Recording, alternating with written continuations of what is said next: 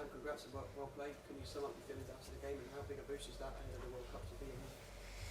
Yeah, I mean, obviously they're a great team, so it's always nice to put in a good team performance and beat a top team, but we've got to take everything with a grain of salt before the World Cup.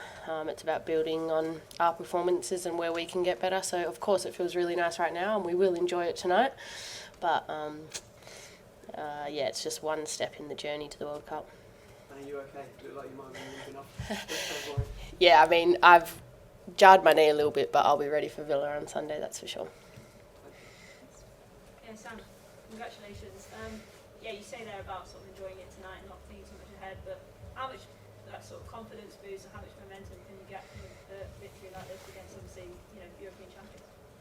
Yeah, I mean, it's obviously a really big performance from us. We've got a lot of players out, but unfortunately beating England tonight doesn't win us anything. I wouldn't be here if it did. I'd be out celebrating. But no, it's obviously really, really nice to put in a good performance.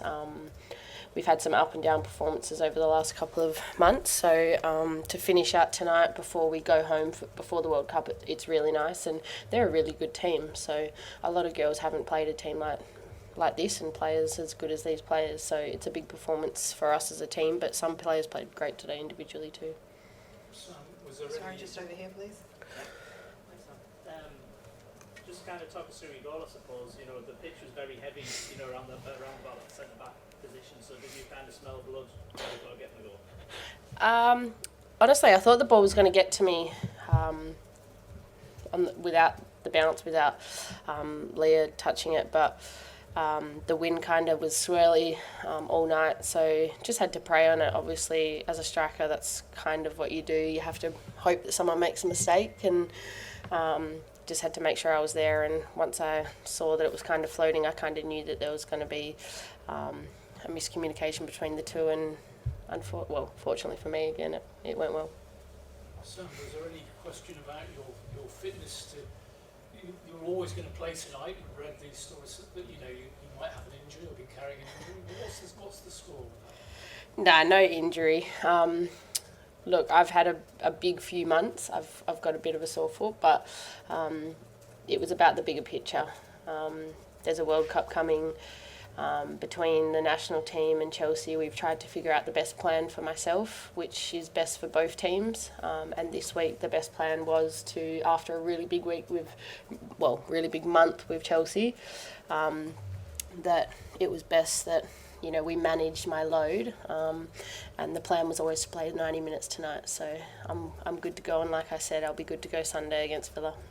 3 more questions for Sam. Sam, your coach on Good Friday spoke about the team being very conscious about being ambassadors for the game and growing the game in Australia, where the code probably still sits behind a couple of other football codes, both across men and women's. What sort of does a win like this do when people are waking up this morning in Australia to see the score? What does it do for the game back home? It does a lot. I mean, England's such a footballing nation that when people wake up and see that the Matildas have beat England, it's big news. Regardless of if they saw the game or not, eyes are peeled to England, go down to Australia. So for us, it's a big win.